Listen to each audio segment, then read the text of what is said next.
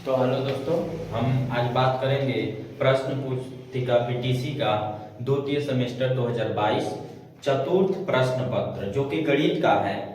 बोल रहा है कि सभी प्रश्न अनिवार्य है।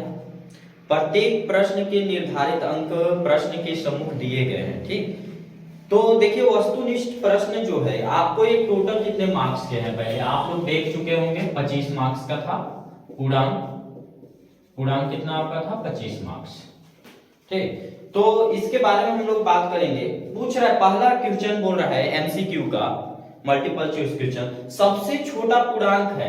पहली बात कि पूर्णांक होता क्या है?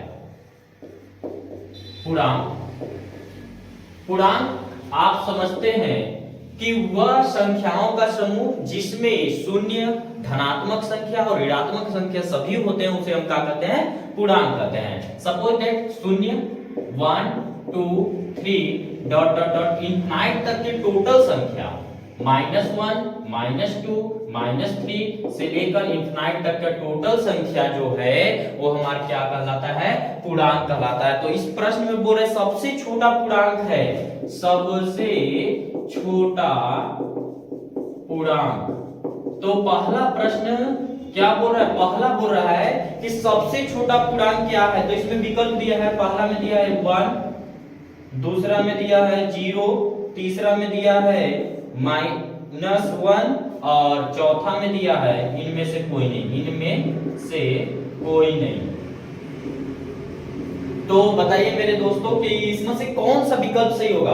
पहली चीज हम समझते हैं कि प्लस की संख्या 0 से बड़ा होता है। प्लस की संख्या क्या होता है? 0 से बड़ा होता है। परंतु माइनस की संख्या जो होता है वो 0 से भी छोटा होता है। माइनस की संख्या क्या होता है? 0 से छोटा होता है। और माइनस की संख्या का एक रीति रिवाज है क्या कि माइनस की संख्या जितना ही बड़ा माइनस में होगा उतना ही छोटा होगा। तो आपको इसमें क्या लगता है सबसे छोटा कौन होगा? इनफिनाइट तक गया है। यहां से इनफिनाइट तक जितनी भी नंबर होते हैं दुनिया में उसमें अगर माइनस हम लगा देते हैं तो छोटी संख्या। तो इसमें कोई कंफर्म नहीं क्योंकि ये भी बड़ा है, ये भी बड़ा है और -1 भी बड़ा है क्योंकि -3 क्या है? इसमें भी छोटा है। बाकी यहां से हम इनफिनाइट तक चलते हैं तो और छोटा होगा। यानी कि इसका आंसर क्या हो जाएगा? सही विकल्प इनमें से कोई नहीं। चौथा विकल्प सही हो जाएगा मेरे दोस्तों। आगे बोल रहा है उस समबाहु त्रिभुज का क्षेत्रफल कितना होगा जिसका परिमाप 3 मीटर हो। क्या बोल रहा है कि समबाहु त्रिभुज का क्षेत्रफल पूछ रहा है। मैं आगे बताता हूं आप लोग को समबाहु त्रिभुज। तो देखिए समबाहु त्रिभुज होता क्या है? समबाहु त्रिभुज सबसे पहले समझेंगे। आप लोग बहुत पढ़ चुके हैं, ये आप लोग को पता होगा। समबाहु त्रिभुज का मतलब क्या होता है कि वे त्रिभुज जिनकी सभी भुजाएं क्या हो? इक्वल हो। ए बी सी एक कोई त्रिभुज है। सपोज दैट इसकी जो भुजा है ए है, ए भी क्या होगा? ए होगा। ए भी क्या होगा? ए होगा। कहने का मतलब कि समबाहु त्रिभुज उस त्रिभुज को बोलते हैं जिनकी सभी भुजाएं क्या हो? आपस में बराबर हो। तो बोल रहा है प्रश्न में बोला है, दूसरा प्रश्न मैं कर रहा हूं। दूसरा प्रश्न बोल रहा है उस समबाहु त्रिभुज का क्षेत्रफल एरिया ज्ञात कीजिए जिसका परिमाप। परिमाप का मतलब क्या होता है? परिमाप। परिमाप बराबर होता है भुजाओं का योग, यानी AB plus BC plus AC। Total को जोड़ेंगे तो हमारा परिमाप के बराबर होगा A प्लस A। यानी हमारा देखिए परिमाप दिया हुआ है, क्या दिया है? 3 दिया है। तो परिमाप 3 दिया है तो 3 रख दिए। ए जोड़ेंगे तो 3a होगा। इधर 3 मल्टीप्लाई में इधर जाएगा तो क्या हो जाएगा? डिवाइड में हो जाएगा। 3/3 इसको डिवाइड करेंगे तो 1 आ जाएगा। इसका मान यानी कहने का मतलब भुजा क्या है? 1-1 सेमी का है। कितना कितना सेमी का है? 1-1 सेमी का है। और इसमें पूछ रहा है कि एरिया फाइंड कीजिए। तो यहाँ पर सबसे पहले हम लोग निकालेंगे क्या चीज? पाइथागोरस प्रमेय लगाकर इस पर एक परपेंडिकुलर डाले हैं। एडी जो है परपेंडिकुलर है किस पर? बीसी पर। बीसी पर क्या है? AD perpendicular on BC. BC पर क्या है? परपेंडिकुलर है। ये 90 डिग्री है। तो यहाँ पर पाइथागोरस थ्योरम लगाएंगे और ये क्या हो जाएगा? ये आधा हो जाएगा। जो एक पूरा यहाँ से यहाँ तक एक था तो परपेंडिकुलर डालते तो भुजा का क्या कर देता है? आधा कर देता है, 1/2। तो हम लोग निकालेंगे सबसे पहले एडी। तो पाइथागोरस प्रमेय क्या कहता है कि लंब का स्क्वायर, यानी कि लंब का स्क्वायर बराबर कर्ण का स्क्वायर माइनस क्या चीज? आधार का स्क्वायर, ये फार्मूला लगाए तो लंब का काम कौन कर रहा है, हमारा एडी कर रहा है। एडी का स्क्वायर बराबर कर्ण का स्क्वायर, कर्ण हमारा क्या है 90 डिग्री के सामने वाला भुजा को कर्ण कहते हैं, क्या कहते हैं, कर्ण कहते हैं। तो ये क्या हो जाएगा एडी का स्क्वायर माइनस ये क्या है बीडी, बीडी का स्क्वायर। तो हम लोग रखते हैं एडी का स्क्वायर बराबर 1 का स्क्वायर माइनस 1/2 का स्क्वायर, एडी का स्क्वायर बराबर 1 माइनस 1/4। तो 4 का यहाँ मल्टीप्लाई करेंगे 1 4 1 जा 4 माइनस 1/4 या फिर एडी का स्क्वायर इक्वल टू 3/4। तो समझिएगा स्क्वायर जब उधर जाता है तो क्या बनता है, हम यहाँ पे कर देता हूँ, स्क्वायर जब उधर जाता है तो अंडर रूट पकड़ता है, क्या पकड़ता है अंडर रूट, अंडर रूट में 3/4 या फिर एडी इक्वल टू क्या आ जाएगा अंडर रूट में 3/4, अंडर रूट सॉरी 4 का निकालेंगे 2 आ जाएगा। अब लिखूंगा इसलिए एरिया ऑफ ट्रायंगल एबीसी, पूरे का एरिया निकालेंगे तो इसके लिए फार्मूला होता है 1/2 इनटू हाइट यानी ऊंचाई जो कि एडी है, एडी गुणे क्या हो जाएगा आधार बीसी। तो ध्यान दीजिएगा एरिया निकालेंगे, area of triangle ABC equal to 1/2 into AD का वैल्यू यहां पे फाइंड कर चुके हो √3/2 इनटू बीसी का मान, बीसी का मान क्या है, बीसी का मान टोटल 1 है, 1 का मल्टीप्लाई करो या कुछ भी करो आपका संख्या वही प्राप्त होगा। अर्थात कहने का मतलब हमारा सही विकल्प क्या हो जाएगा √3/4 मीटर स्क्वायर, यानी कि कैवा आंसर सही होगा, दूसरा आंसर सही होगा। दूसरा का कैवा आंसर सही होगा, दूसरा आंसर सही होगा। मेरे दोस्तों आप इसको समझ लीजिए कि त्रिभुज जो होता है समबाहु त्रिभुज उनकी तीनों भुजाएं इक्वल होती है, जबकि एडी क्या है हमारा परपेंडिकुलर है। इस तरह से हम त्रिभुज की एरिया निकालेंगे। ओके समझ में आया होगा आपको। अगला प्रश्न है, तीसरा प्रश्न क्या कहता है मेरे दोस्तों, तीसरा प्रश्न बोल रहा है, आप वीडियो को पॉज कर करके समझ लीजिएगा क्योंकि वीडियो लंबा हो जाएगा, पूरा बना रहा हूं।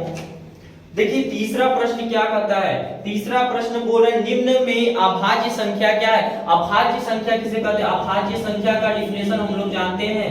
अभाज्य संख्या वे संख्या जो स्वयं से कटे या तो 1 से डिवाइड हो उसे हम क्या कहते हैं अभाज्य संख्या। जैसे सपोज दैट आपको बताता हूं 2 3 5 7 9 तो नहीं होगा क्योंकि 9 3 से डिवाइडेड हो जाएगा, 11 होगा, 11 के बाद 13, 13 के बाद 15 नहीं होगा, 17 होगा, 17 के बाद 19। इस तरह से ऐसी संख्या जो स्वयं से डिवाइडेड हो या फिर 1 से डिवाइडेड हो उसे हम क्या कहते हैं। तो देखिए इनमें के ग्रुप को हम देखते हैं। पहला इसमें बोला है हमारा 8 2 4, ये तो नहीं है क्योंकि देखिए 2 तो है परंतु 8 और 4 नहीं है, इसलिए हमारा ये अभाज्य संख्या नहीं होगा।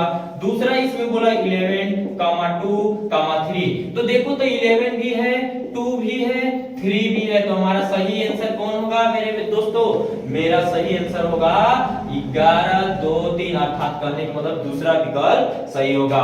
इसमें तीसरा दिया था 3 7 9, तो बताइए यहाँ पे 9 आ गया, इसमें 9 है क्या, 3 है 7 है परंतु 9 नहीं है, इसलिए ये भी हमारा नहीं होगा। चौथा क्या बोला है, चौथा बोला है 7 5 6, बताइए मेरे मित्रों कि 7 तो है, 5 भी है परंतु 6 है क्या, नहीं है, इसलिए ये भी हमारा विकल्प सही नहीं है। तो हमारा विकल्प सही कौन होगा तीसरा का, तीसरा का दूसरा। आगे हम लोग समझते हैं चौथा प्रश्न क्या बोल रहा है। चौथा प्रश्न बोल रहा है परिमेय संख्या, आपको परिमेय संख्या दिया है, परिमेय संख्या, परिमेय संख्या बराबर -3/4 है। तो बोल रहा है कि इसका योगात्मक एवं गुणात्मक प्रतिलोम क्या है। तो मैं आपको बताना चाहूं मित्रों कि योगात्मक प्रतिलोम का मतलब क्या होता है। योगात्मक आप हमेशा जानिएगा, योगात्मक प्रतिलोम का मतलब होता है वे संख्या जिसको उसी में जोड़ दे तो 0 उसका वैल्यू प्राप्त हो। यानी अगर ये माइनस में है तो इसको हम प्लस में लिख देंगे और जो प्लस में है उसको माइनस में लिख देंगे, वो हमारा ये योगात्मक। यानी -3/4 का क्या हो जाएगा 3/4। देखिए तो -3/4 प्लस 3/4 करेंगे तो 0 आता है कि नहीं, कट किया 0 आ गया।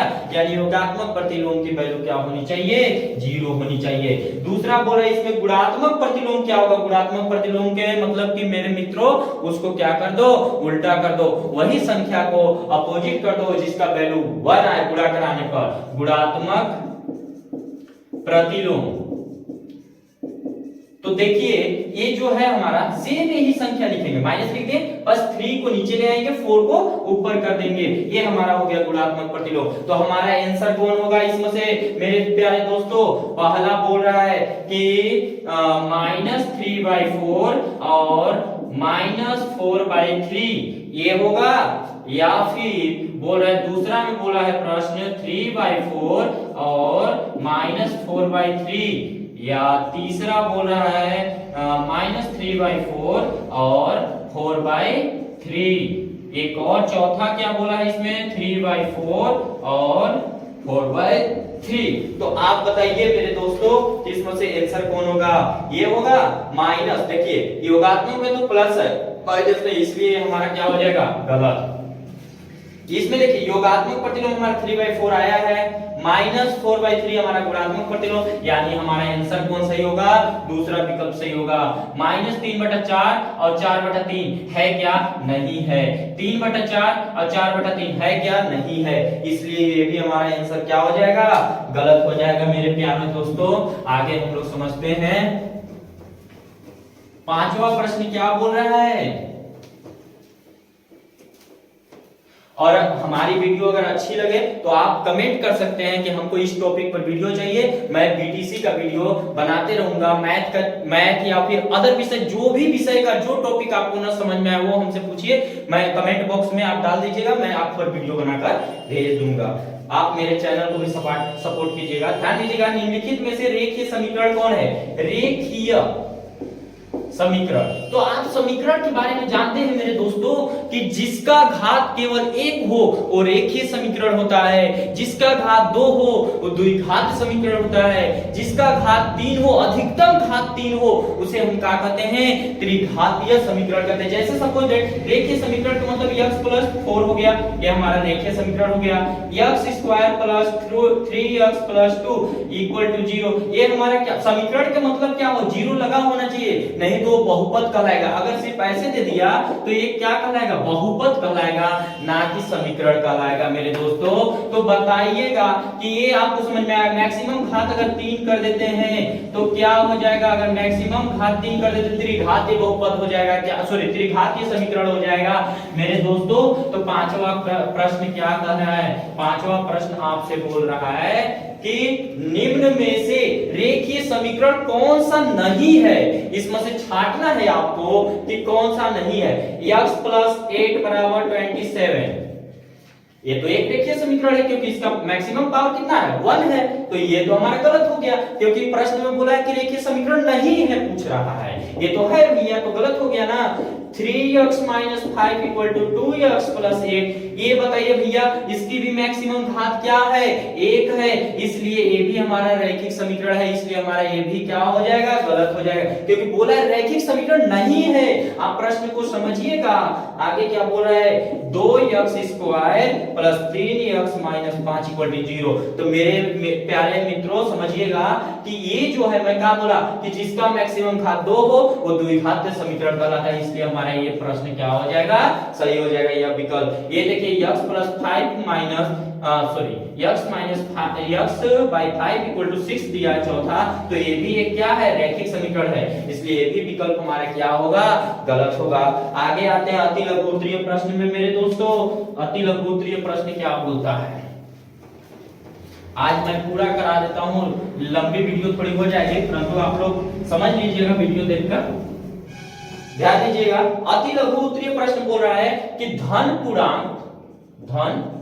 पूर्णांक, ये 6वां प्रश्न है मेरे दोस्तों आपका, 1 नंबर का। धन पूर्णांक आपको दिया है, धन पूर्णांक बराबर 4x - 6 के ठीक बाद का धन पूर्णांक ज्ञात कीजिए। धन पूर्णांक का मतलब कि उसके जस्ट तुरंत 1 जोड़ दो, बाद का अगर पूछे तो 1 जोड़ दो, 2 बार पूछे तो आप 2 जोड़ देना। तो ध्यान दीजिएगा, इसके बाद की संख्या पूछ रहा है धन पूर्णांक, तो ये हमारा धन पूर्णांक हुआ, प्लस में 1 हम जोड़ दिए, क्योंकि आप जानते हो धन पूर्णांक मतलब प्लस में संख्या होना चाहिए, 1 के बाद 2 आता है, 2 के बाद 3 आता है। सभी संख्याओं में जो होती है 1 का एडिंग होती है, तो एडिंग कर देंगे, तो 4x - 6 + 1। अब आप जानते हैं माइनस प्लस क्या होता है? माइनस होता है, यानी घटेगा, तो क्या हो जाएगा? 4x, ये माइनस प्लस माइनस होगा तो -5 लिखाएगा। हमारा आंसर क्या हो जाएगा? 4x - 5 हो जाएगा। 7वां प्रश्न मेरे दोस्तों क्या कर रहा है? कह रहा है 2/3 प्लस -4/5 माइनस 6/7 को सरल कीजिए। हम लोग मेरे दोस्तों कक्षा 7 में ही पढ़े हैं कि भी का जोड़ कैसे किया जाता है। तो ध्यान दीजिएगा -2/3 ये माइनस प्लस क्या हो जाएगा, ब्रैकेट को तोड़ेंगे तो माइनस प्लस माइनस हो जाएगा मेरे दोस्तों, और ये माइनस नहीं है। अब सबका एलसीएम ले लीजिए। तो एलसीएम लेंगे तो देखिए सब अभाज्य संख्या है तो क्या हो जाएगा, 3 का 5 में मल्टीप्लाई करेंगे 3 5 जा 15, 15 का 7 टाइम्स मल्टीप्लाई करेंगे तो कितना हो जाएगा 105। अब 105 में अगर 3 से हम डिवाइड करते हैं मेरे मित्रों, आप एलसीएम लेके भिन्न का जोड़ जानते होंगे, भिन्न का घटाना, तो 3 3 जा 9, 1 5 3 5 जा 15। अब ये जो आया है, ये जो हमारा भागफल है, इसके ऊपर वाले संख्या में मल्टीप्लाई करेंगे। 35 गुना की कितना हो जाएगा 70 हो जाएगा, माइनस था माइनस लिख दिए। 5 से डिवाइड करेंगे मेरे दोस्तों, तो 5 से डिवाइड करने पर क्या आ जाएगा, 5 गुना की 10 कट गया, 5 एकम 5, 21 बचे 105 होता है। तो 21 का 4 में गुणा करेंगे तो 4, इसका पहले चिन्ह लिख देंगे माइनस, फिर 4 एकम 4, 4 गुना 8, 21 चौको 84 होता है, माइनस यहाँ पे माइनस है मेरे दोस्तों। आगे फिर देखते हैं क्या आता है, 7 से मल्टीप्लाई करते हैं, 7 एकम 7, 3 7 बचे 35 यानी 15 आया। तो 15 का इसमें मल्टीप्लाई करेंगे, 15 छक्का 90। अब सबको देखो माइनस में माइनस में माइनस में माइनस माइनस माइनस सभी जुटेंगे परंतु माइनस लिखाएगा। तो देखिए 9 7 16 160, 160 और 80 जोड़ेंगे तो कितना होगा, यानी 7 8 15 15 और 9 9 5 14 240 264 हो जाएगा क्या, 9 7 16 16 और 8 6 14 24 240 240 और 4 44 244 बटा 105 कितना हो जाएगा 244 बटा 105। ये हमारा क्या हो जाएगा, आंसर हो जाएगा। एक 7वां प्रश्न का आंसर था। आगे हम लोग समझते हैं 8वां प्रश्न क्या बोल रहा है मेरे दोस्तों। 8वां प्रश्न बोल रहा है 15 सेमी भुजा वाले वर्ग से 5 सेमी भुजा वाले कितने वर्ग काटे जा सकते हैं। सपोज आप मानिएगा ये सपोज क्या है, एक 15 सेमी इसकी भुजा है, कितना है 15 सेमी, कितना है 15 सेमी है। आई होप आप लोगों को समझ में आ रहा होगा मेरे मित्रों। ध्यान दीजिएगा ये बोल रहा है कि 15 सेमी, इसकी पूरा भुजा कितना है 15 सेमी है, कितना है 15 सेमी, यहां से यहां तक, यहां से यहां तक। यानी वर्ग क्या होता है, वर्ग की चारों भुजा बराबर होती है और सभी एंगल क्या होता है 90 डिग्री का होता है, ये आप लोग जानते हैं मेरे मित्रों, ठीक ना। ध्यान दीजिएगा 15 सेमी भुजा वाले वर्ग से 5 सेमी भुजा वाले वर्ग के कितने काटे जा सकते हैं, मतलब कितने वर्ग इसमें से निकाला जा सकता है, ठीक ना। तो हम लोग पहले इसकी एरिया निकालेंगे, वर्ग का एरिया, बड़े वर्ग का एरिया, बड़े वर्ग का एरिया यानी कि क्षेत्रफल, आप लोग क्षेत्रफल बोलते हैं, क्षेत्रफल बराबर क्या होता है भुजा का स्क्वायर। आप जानते हैं मेरे मित्रों कि वर्ग का क्षेत्रफल बराबर भुजा का स्क्वायर होता है। तो इसका भुजा कितना है भैया 15, 15 का स्क्वायर कितना हो जाएगा 225, 15 15 225। अब ये बताइए सेमी में है कि मीटर में, सेमी में है तो सेमी का स्क्वायर लिखूंगा क्या कि इसलिए छोटे वर्ग की भुजा आपको दिया हुआ है, भुजा कितना है भैया 5 सेमी है, कितना है 5 सेमी है, लिखेंगे इसलिए छोटे वर्ग की क्षेत्रफल, छोटा वर्ग का क्षेत्रफल यानी भुजा का स्क्वायर 25 आ जाएगा, 25 सेमी स्क्वायर लिखेंगे, इसलिए बड़े वर्ग से काटे गए क्या चीज वर्गों की संख्या, वर्गों की संख्या बराबर क्या हो जाएगा बड़े वर्ग की, बड़े वर्ग का क्षेत्रफल 225 बाई 25, इससे डिवाइड कर देंगे तो 5 से डिवाइड करेंगे 5 चौक को 20, अब 5 बचे 25, 5 बचे 25, फिर 5 से कटेंगे 5 9 45 यानी 9 के वर्ग काटा जा सकता है। 5 पर सेमी का कितने वर्ग निकाला जा सकता है 9 वर्ग निकाला जा सकता है मेरे मित्रों। ये 8वां प्रश्न का आंसर होगा। आई होप कि आपको समझ में आ रहा होगा। मेरी वीडियो थोड़ा ज्यादा लंबा बना दे रहे हैं वीडियो। आगे देखते हैं मेरे दोस्तों, बोल रहे हैं एक घनाकार बर्तन की कोण 10 सेमी है, कितना है घनाकार है। 9वां प्रश्न क्या है, 9वां बोल रहे एक घनाकार बर्तन की कोण, घनाकार बर्तन की कोण बराबर 10 सेमी। तो बर्तन में रखे जल का आयतन लीटर में ज्ञात कीजिए। तो लिखेंगे इसलिए घन का आयतन। तो आपको बता दूं घन का आयतन बराबर क्या होता है, भुजा का क्यू। क्या होता है मेरे मित्रों, भुजा का क्यू। जितना कोण दिया रहेगा उसी का क्यू कर देते हैं। क्या कर देंगे, क्यू कर देंगे। तो 10 का क्यू करेंगे तो कितना आ जाएगा, 1000 सेमी स्क्वायर क्यू। क्या हो जाएगा, 1000 सेमी क्यू। पूछा है पानी का आयतन, पानी का आयतन तो बराबर क्या हो जाएगा, लीटर में पूछा है तो आप लीटर में ज्ञात करने के लिए जितना आपका आया है उसमें 1000 से भाग करा दीजिए 1 लीटर। कितना आ जाएगा, 1 लीटर। 1 लीटर का बर्तन है, कितना का है। 10वां प्रश्न समझिएगा मेरे मित्रों कि x square minus x y plus y square में कितना से x प्लस वाई से क्या करना है, गुणा करना है। तो गुणा कराने के लिए हम लोग क्या करेंगे, गुणा कराएंगे भैया। तो देखिए ये वाला इसमें क्या करेगा, सबसे पहले गुणा के चिन्ह लगाएंगे, x square minus x y plus y square और यहाँ पे गुणा का चिन्ह रहेगा और x प्लस वाई। समझिएगा एक संख्या उठाते तीनों में गुणा कराएंगे। ये x उठाएं, x में गुणा करेंगे x का cube minus x square y plus x y square आएगा। फिर यहाँ प्लस है, प्लस लगा देंगे। y का इसमें करेंगे तो x square y plus sorry minus है, माइनस लिख देंगे। तो यहाँ पे क्या हो जाएगा, एक्स वाई स्क्वायर, फिर यहाँ पे क्या हो जाएगा प्लस वाई स्क्वायर क्यूब। ऐसे तो देखिए ये x ये किसका सूत्र था, x का क्यूब प्लस y का क्यूब का ही सूत्र होगा। ध्यान दीजिएगा, ये देखिए इससे ये कटा प्लस माइनस, इससे ये कटा, हमारा आंसर क्या आ गया, x का क्यूब प्लस y का क्यूब। ये हमारा क्या हो जाएगा आंसर मेरे मित्रों। आगे समझते हैं 11 नंबर क्वेश्चन क्या कर रहा है। 11 नंबर क्वेश्चन देखते हैं।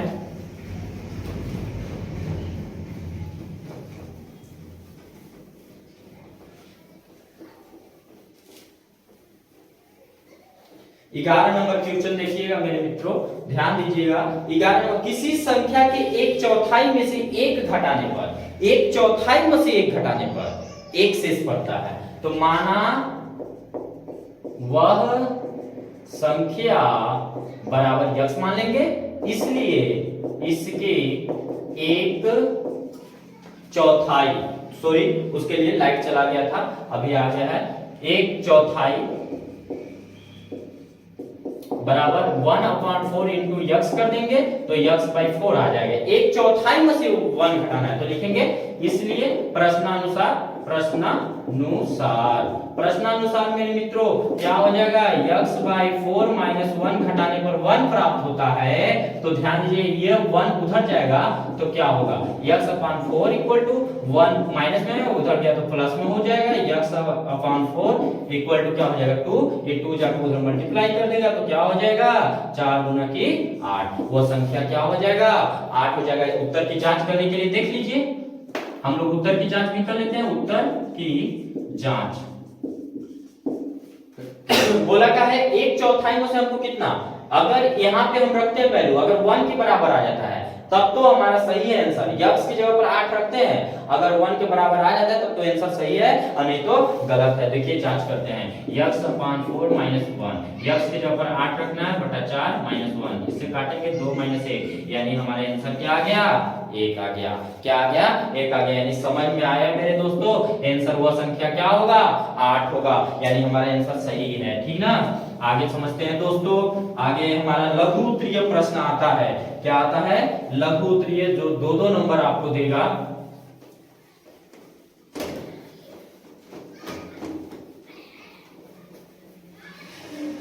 मेरे मित्रों मेरे वीडियो को आगे शेयर कीजिएगा, मेरे चैनल को सब्सक्राइब कीजिएगा। आपको जिस टॉपिक पर वीडियो चाहिए मैं वो टॉपिक पर आपको वीडियो बना कर दूंगा।